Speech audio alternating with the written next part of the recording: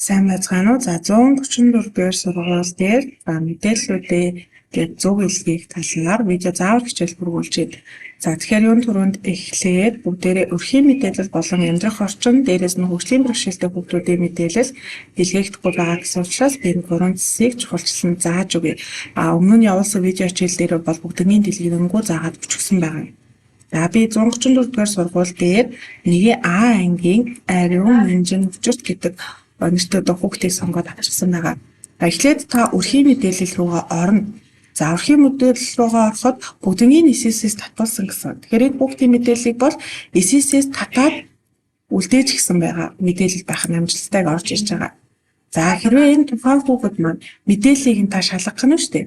Эсэсээс татаж орж ирсэн мэдээлэл одоо жишээлбэл өрхийн бэрхшээлтэй гишүүнтэй өрөх гэдэг нь буруу байна уу, зөв байна уу тийм ээ. Эдгээрүүдийг шалгаад хэрвээ буруу байх юм бол мэдээлэл засварлахаараа ороод засаад эхлээд хадгална. За хадгалсан зөв мэдээллээ эсэс рүү илгээнэ. Эсэс рүү илгээсэн энэ тохиолдолд амжилттай гэд гараад ирж байгаа юм бол уг мэдээлэл эсэс рүү илгээгдсэн гэсэн үг. Та яг зөв мэдээлэл эсэс рүү илгээгдэж байгаа юу үгүй юу гэдгийг хэрвээ мэдэхгүй байгаа бол эсэсээс дахиад татчих. Би жишээлбэл сая хөгжлийн бэрхшээлтэй гишүүнтэй өрөх гэдэг чекийг бол авсан байгаа. Ингээд энэ хүүхэд маань яах нь эсэсээс татсан ч мэдээлэл өөрчлөгдөхгүй байгаа зөв болж байна гэсэн үг. Эсэс дээр баттай очсон гэсэн үг байна. За амьдрах орчингийн мэдээлэл дээр амьдрах орчны мэдээллээ та эсэс рүү эхлээд илгээнэ. Эхлээд илгээж үзнэ. За ингээд зарим багш нар маань их нүүдэл дээр хадгалаад өгсөн эсэс рүү илгээгээгүй байх юм бол амжилттай шинжиллээ гэж гарч ирнэ шүү. За магадгүй алдаа заагаад авах юм бол эхлээд эсээсээ одоо амжилттай болтол нь амьдрах орчны мэдээлэл эсээсээ татна. Би жишээлх юм бол дахиад 1-ийн Б-ийн Батхүрл гэдэг бүгдийг сонгоод авчихсан байна л да. За би эхлээд энэ амьдрах орчны мэдээллийг нь харъя. Эсэс рүү очиж үгүй юу? Эсэс рүү илгээгээд үзье. За ингээм амжилттай гэдэг. Одоо л эдгээр мэдээллүүд нь яах нь илгээгдэж байгаа байх нь түүнээс биш мэдээллээ тухайн багш оруулаад зүгээр хадгалаад өргөцсөн байгаа даа байхгүй юу? Тэгэхээр эдгээр мэдээллүүдээ орж илгээе шүү. За би дахиад нэг өөр хүүхэд авч үзье. Нандангоо Хүн болор гэдэг хүүхдүүдийг авч үзье. За өрхийн мэдээллийг харъя. За одоо жишээлбэл эсэсээс татангууд өрхийн мэдээлэл нь ийм их чигтэй гарч ирж байна. Ийм нэг нандангоо. Тэгэхээр энэ мэдээлэл засварлахаар ороод энэ олон чекнүүдээ аваад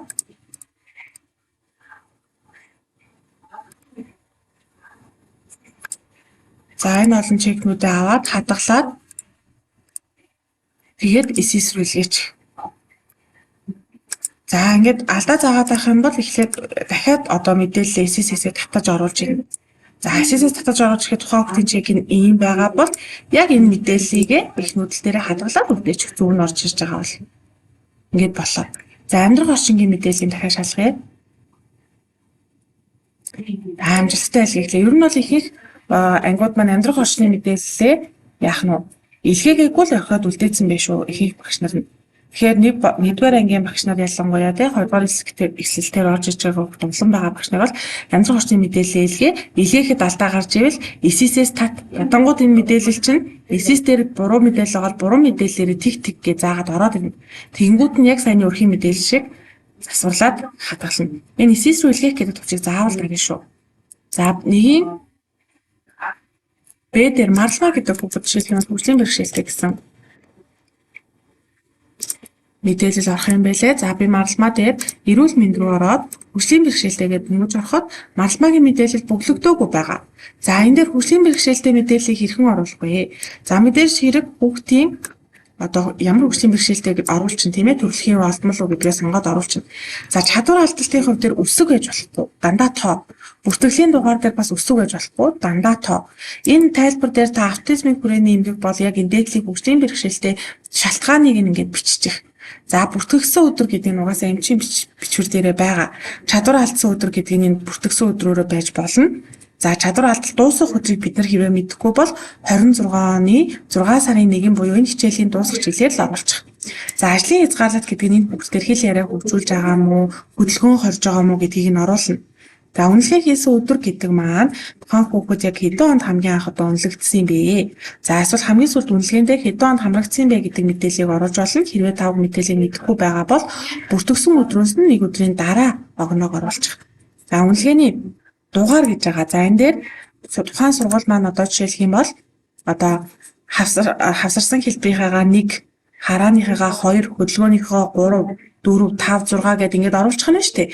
За энэ төрлүүдийн автизм гэх юм бол хэдий 1, 2, 3, 4, 5 дугаарх нь байна. Гэт үнэлгээний дугаараар 5 гэж тавьчих. За үнэлгээний үр дүн гэж байгаа.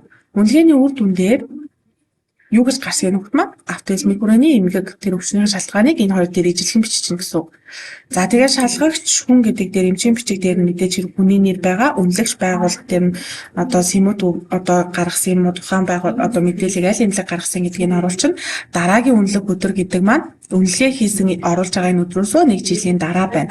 Ингээд бүх мэдээллийг зөв оруулаад хадгалахад таны мэдээлэл эхнүүд дээрээ хадгалагдана. ИСИС рүүгээ илгээгдэнэ. Яг нэгin бэгийн ангийн багш хэрвээ ингэж чадахгүй байгаа бол над руу холбогдоод зааварчилгаа авч болно шүү. Багш нар маань